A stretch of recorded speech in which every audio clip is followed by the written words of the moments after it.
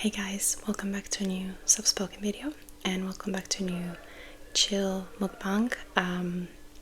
In case you haven't seen my previous mukbangs, I am enjoying making mukbangs that are laid back, relaxed, no crazy amount of food, and also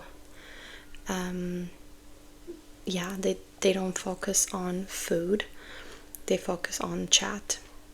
So if you're here mainly to look at the food, I'm just gonna like show it to you and then it's just gonna sit in front of me and I'm just gonna eat. So, and we're gonna have a chat. But yeah, welcome everybody. This is my new haircut also. I hope you like it. I really like it. If you don't like it, it's too bad. It's my hair.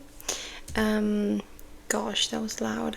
Sorry, I always forget to like put my laptop on, yeah, turn off the audio. Plus it's very hot and of course I have a window open and yada yada. So let's just get going. I'm having I'm gonna show you the wrapper, but these are M&S spinach and cannellini bean ravioli, and this is gonna be our first topic actually. But first I want to sprinkle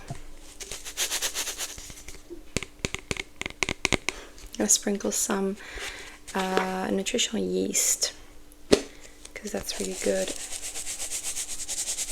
for iron and zinc and B12 and folic acid and fiber.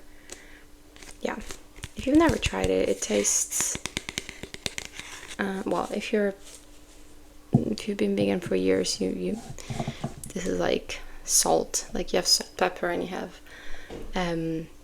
nutritional yeast. But yeah, it's just it's deactivated yeast and it tastes kind of like nutty, cheesy, but like more nutty than cheesy. It's weird, I don't know. It adds a bit of umami, it adds a bit of savoriness. It's really good. So cheers, here's my dinner.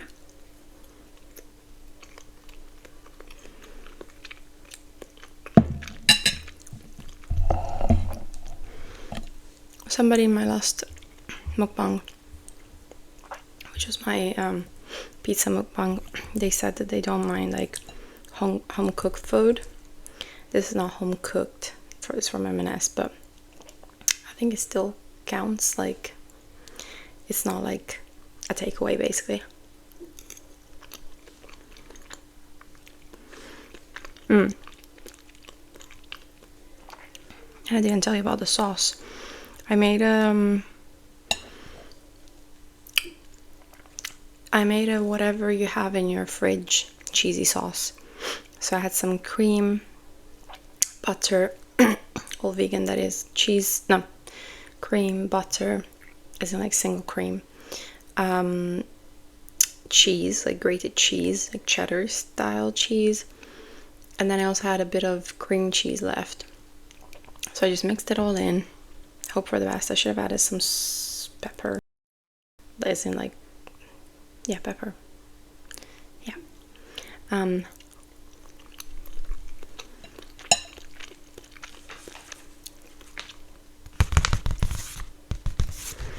So our first topic of discussion is going to be this. Now, if you don't know M&S, like if you're not from the US and maybe you don't know what M&S is, Marks and Spencer is I think technically they're a food hall. They're not called a supermarket or a grocery store, but you can 100% get your groceries in. But it's like this special elevated place that for the most part only sells M&S branded food.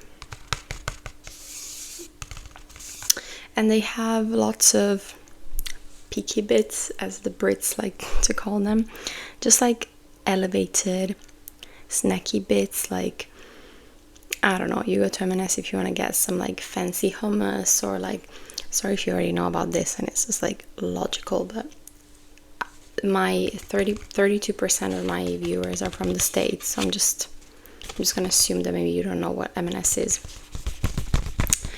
And yeah, so you go and get like Greek stuffed olives with feta, which of course you can get in other shops, but like they're all fancy and elevated. The bakery section is really good, people love it. And as a vegan, I've always loved M&S. They've always had great vegan options that are like really good and not standard or boring. And M&S's vegan range is called Plant Kitchen, as you can see from this little tab. Now, what's the problem? Recently, maybe last year, 2 years ago, M&S decided to change their approach to the Plant Kitchen. So what it used to be is you would go to M&S and M&S would have their own Plant Kitchen aisle. I'm gonna take a bite and leave it hanging. So there used to be a Plant Kitchen aisle, or at the very least like a section of an aisle. Yeah, an aisle is too much, but like the section of an aisle.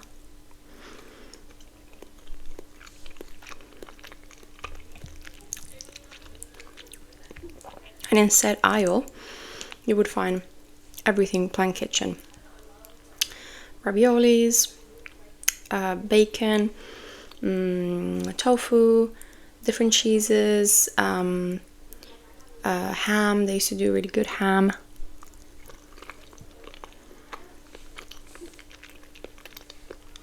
What else?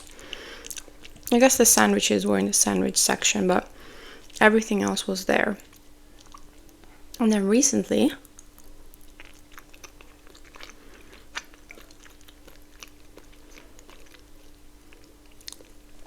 nobody knows why, but sorry guys, my phone storage was too full. I had to delete some stuff.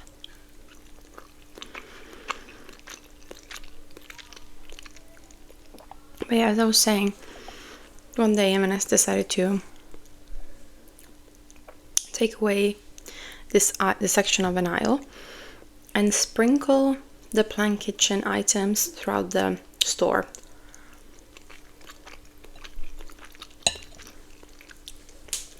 Now, of course, as a vegan, I have a problem with this, right? Because why do I have to go to the meat section to find the one packet of sausage that I can have?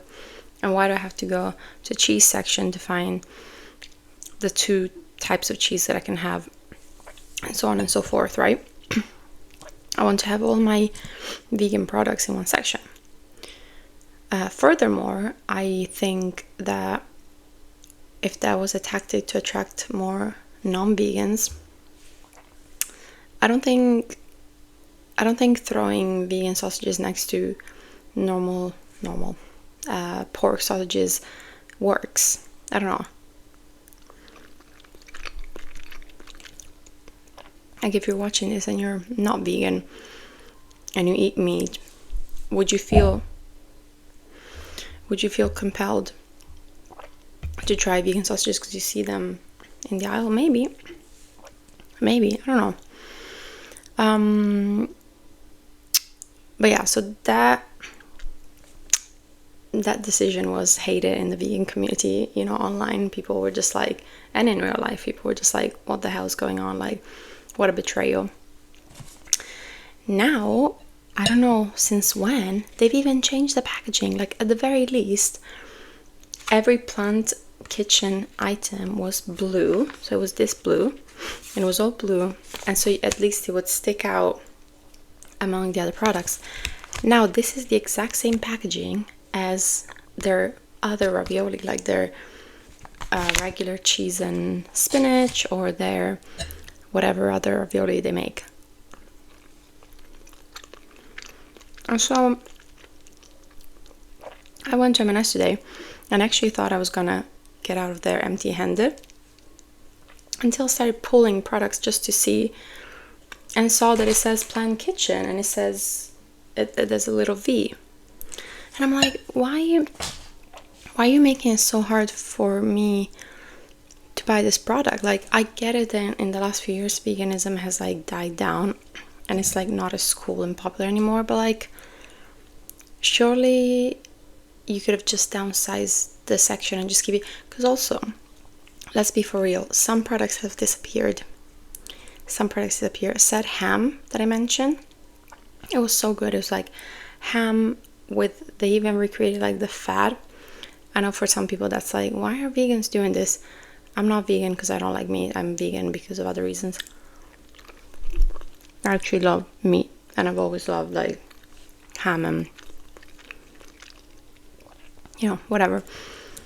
And I haven't seen that ham in a while, so I'm thinking maybe in this big change some things have just kind of been pulled out of the shelves. I don't know. Not happy.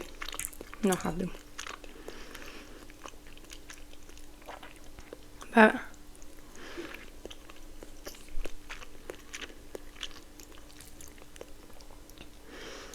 let me know, you guys, if there's something like some new grocery store policy that has messed up like your usual routine. This is not even a place that I go to routinely because M&S is fairly expensive, so it's somewhere where I go to like get a nice treat. And now, well, I still go, let's be for real, because I need to get Percy Pigs. So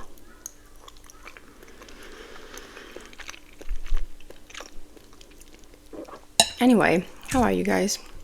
I hope you're doing well. I'm on my laptop right now because I need to decide what I want to watch after I finish filming, which I'm actually filming this quite late. It's almost 9, which is crazy. But I still have a few days left of BFI player subscription.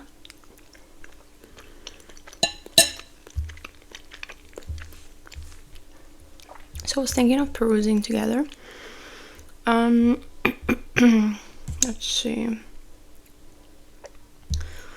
So explore collection.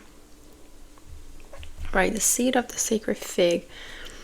The trailer made it look really good, so that's already a good contender. But then I also need to read the description because I can't have like something, I can't have a hard watch right now. Ouch.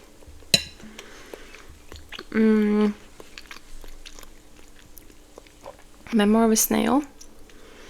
That could be good. Vermiglio. It's the one about like, it's like set in Italy and it's like a nun, or I don't know, it's entangled with religion. In the last days of Second World War, a deserting soldier disrupts a tranquil and isolated mountain community.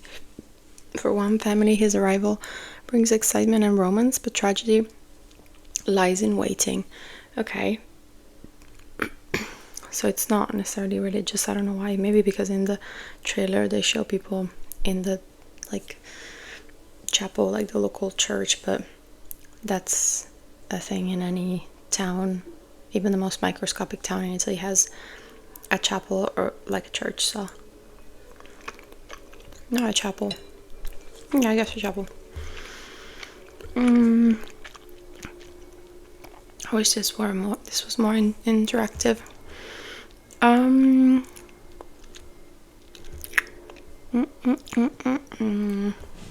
Lots of really good indie films. It feels like almost like movie. Oh, the Universal Theory looked good. Scala. Wait, Scala is a place in London. Is it not? Yeah. Huh. I don't know. I could also select a film from my boyfriend's like DVDs. Although I watched most of them, so I've never watched Moonlight. I've never watched The Shape of Water. Shape of Water. Yeah,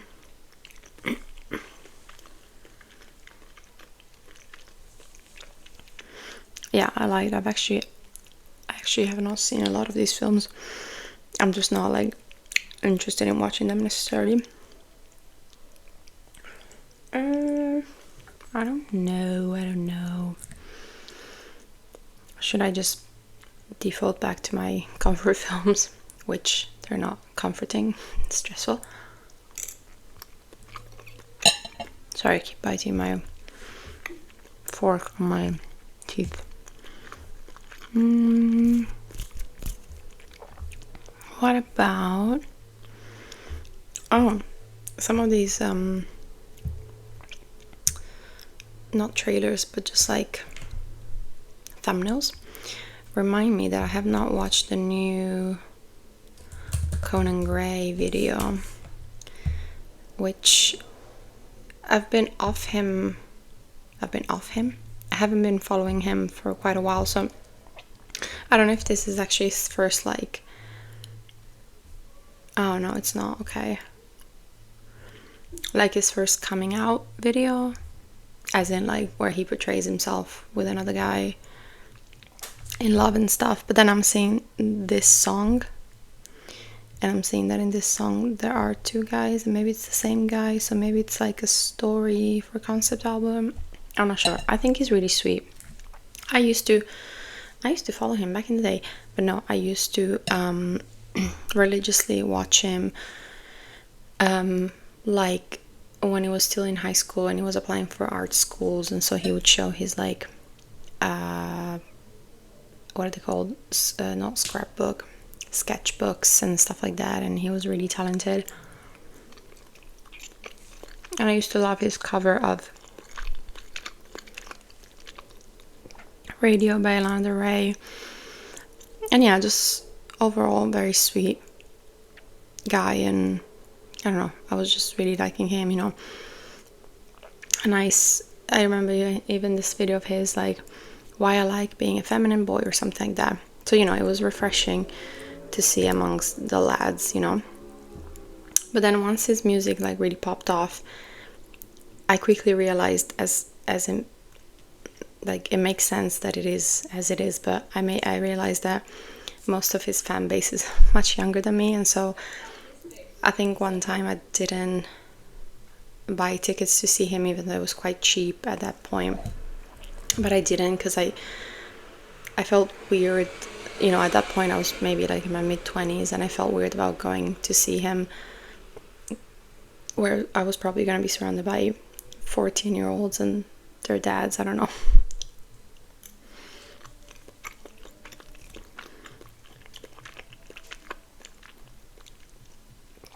I don't know, sometimes I feel like, let me know if you relate, but I'm 30.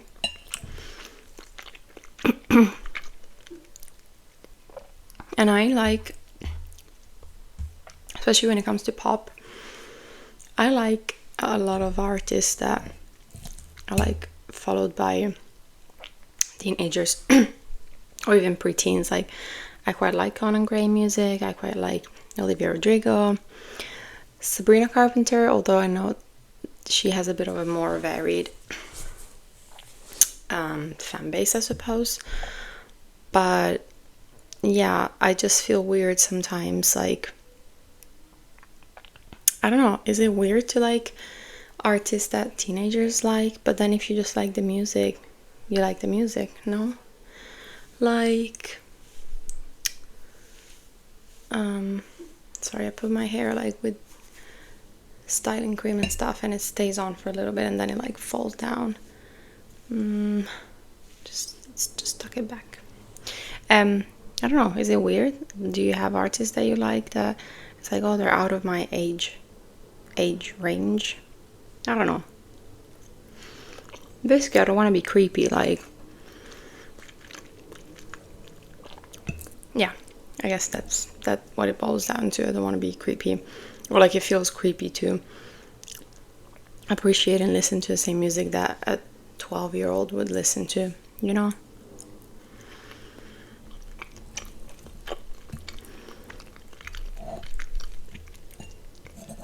Like, I feel like I really realized that when I was an au pair and was really bonding with my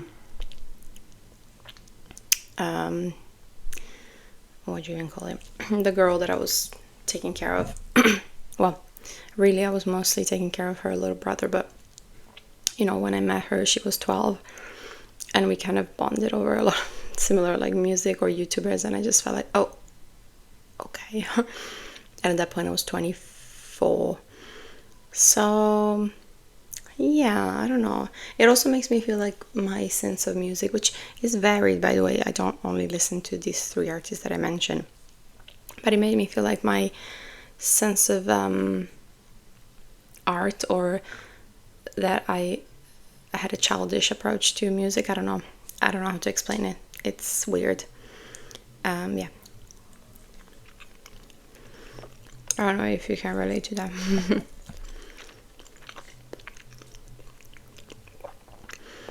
I'm almost done with my ravioli.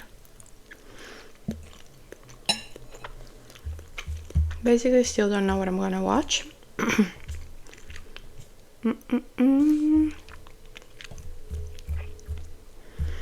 Yeah, I really have no idea.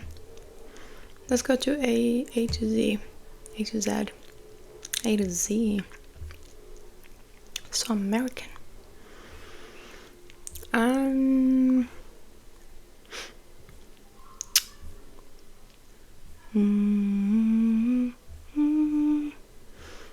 So many good looking films. Last Bite, by the way. Last Raviolo. Oh my gosh, they have Audition. That's not chill.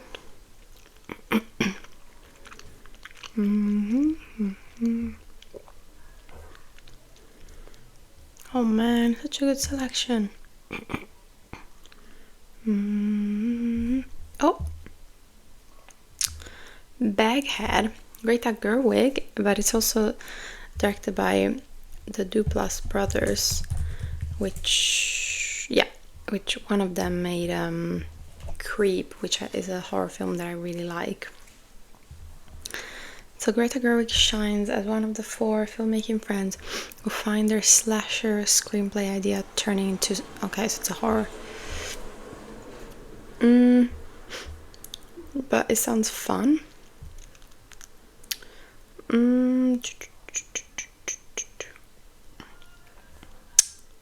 Strong thread, language and nudity. Strong thread, so it's not even like... And it's 15. I could watch this. It's only 81 minutes also, so that could be an easy watch. Well, you'll hear about it on my what I watched in July video. But yeah, I'm finished eating. I should probably drink a little bit of water.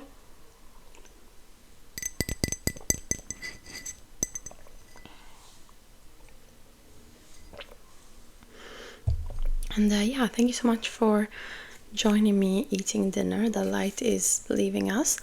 Let me know in the comments down below what you ate, if you ate along with me, and if you cared at all about my rambles about vegan food in Marks and Spencer's. But yeah, hope you have a lovely evening or a chill start for your day, or I don't know, whenever you're watching this. I hope this video finds you well, as opposed to the email you're dreading. So yes, I'll see you very soon, guys. Bye bye.